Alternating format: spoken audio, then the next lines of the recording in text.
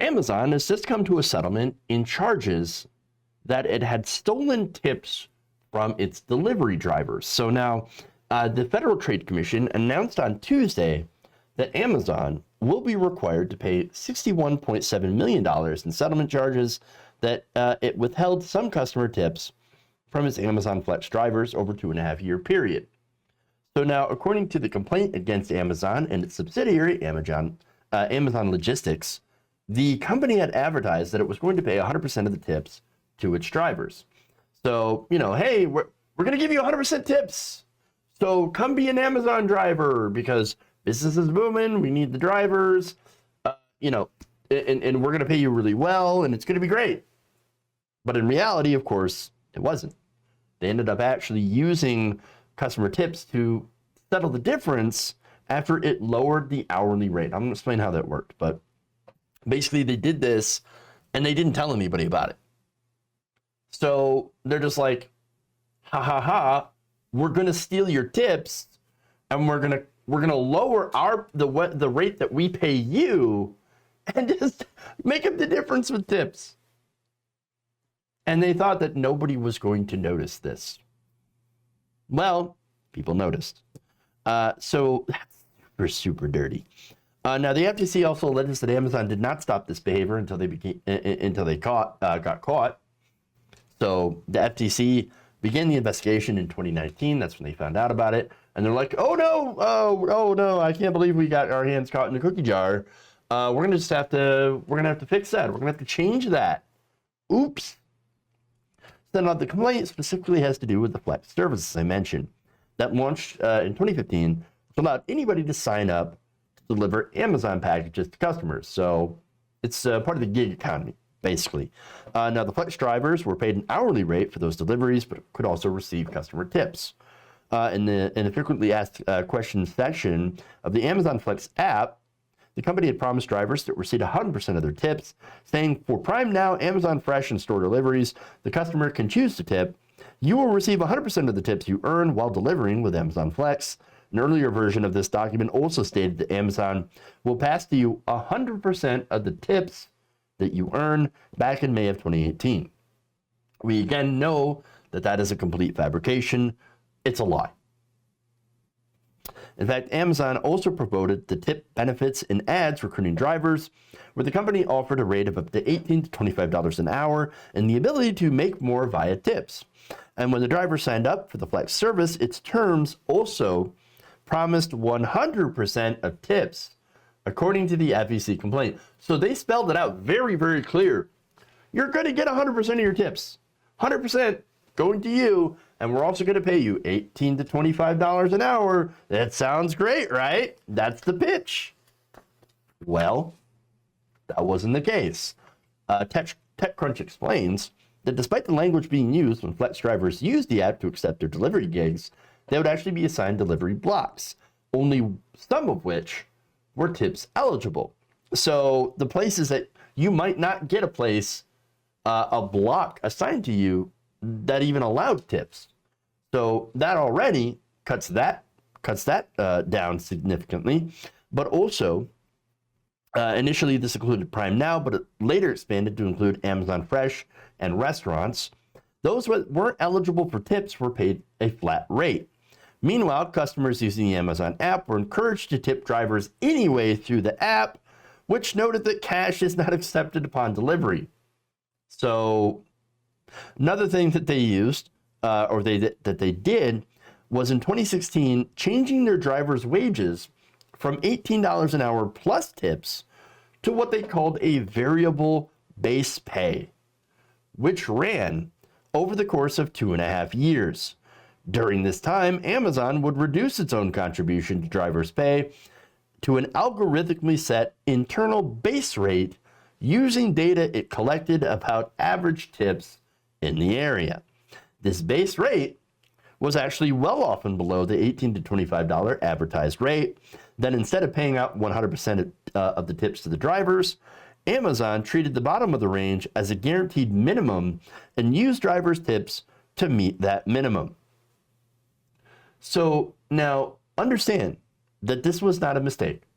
This is not like, oops, oh, we oopsied. No, this was 100% planned. Like, yeah, of course we're going to screw our drivers over. What do you think we are? We're Amazon, bitch. Of course we can do it. We're incredibly powerful. We can get away with it.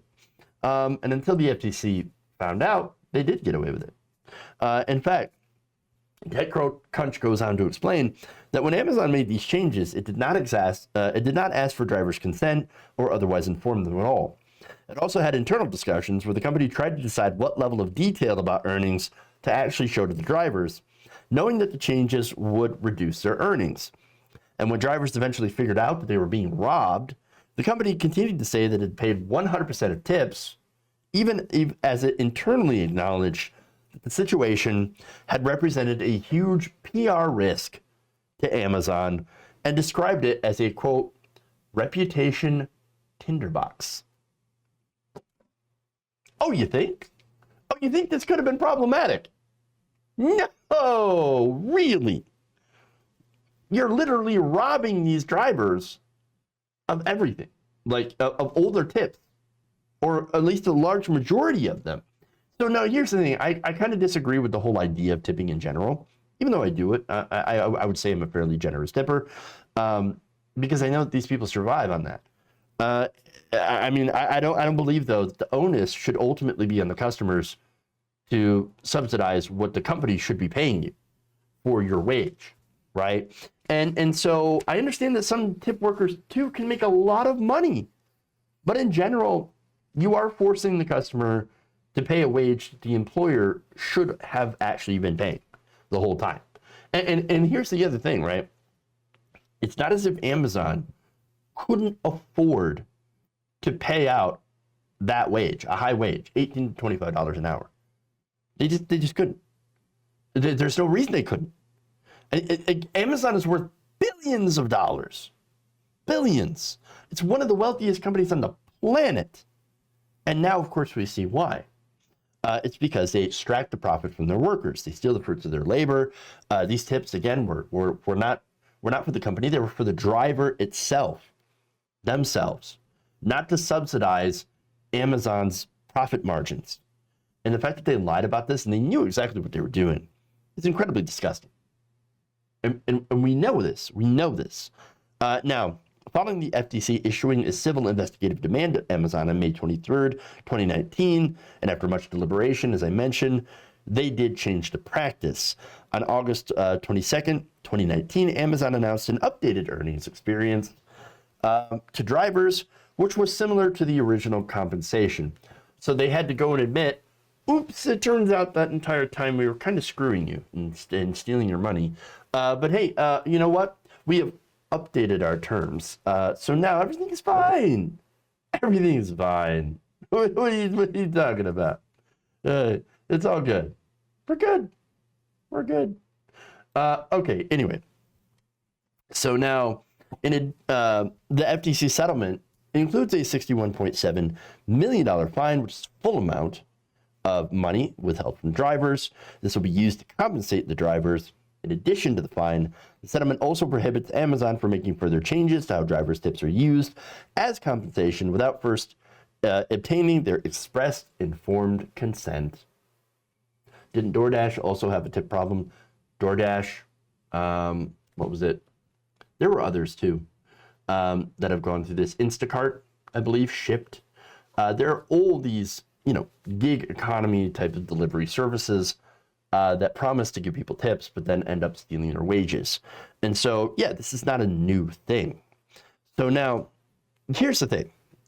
That $61.7 million fine, that's nothing. That's basically restitution for the drivers. That's the amount of money that they stole, basically.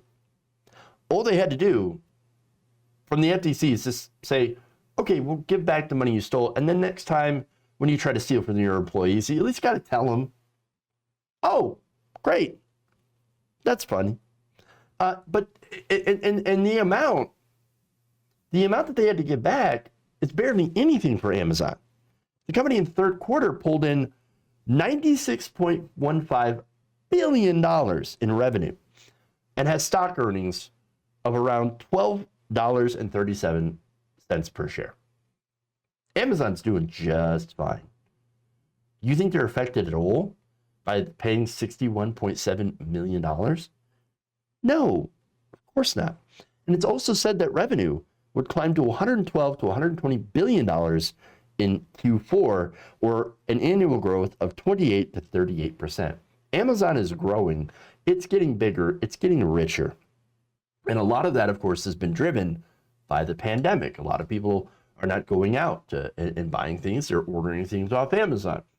And it's a lot of these other companies as well that were also hit by this. Again, Instacart, DoorDash, Ship, all these different companies who are doing really well as a result of the pandemic have been screwing over their workers and have been caught with their hands in the cookie jar. And so, look, as far as Amazon's concerned, I think they're too big. When your fine is so small that it barely even affects the company whatsoever, that's a problem. And so our regulators, first of all, they can't really punish them all that well, right? The fines in things like this are so infinitesimally small compared to how rich these companies are. And then, of course, when you try to push harder on those, they say, whoa, whoa, whoa, whoa.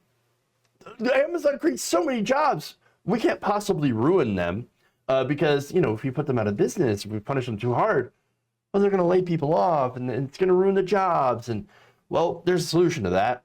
It's called antitrust. Break them up. Amazon is too big. A lot of these companies have gotten too big. And so right now, they're too big to fail. They're too big to punish. These fines do absolutely nothing to them. They don't discourage these practices whatsoever. So what happens is it is basically useless. It's a cost of doing business for them. And they've already got money set aside to handle all that. And so what they need is to be broken up. I'm talking antitrust. Break them up.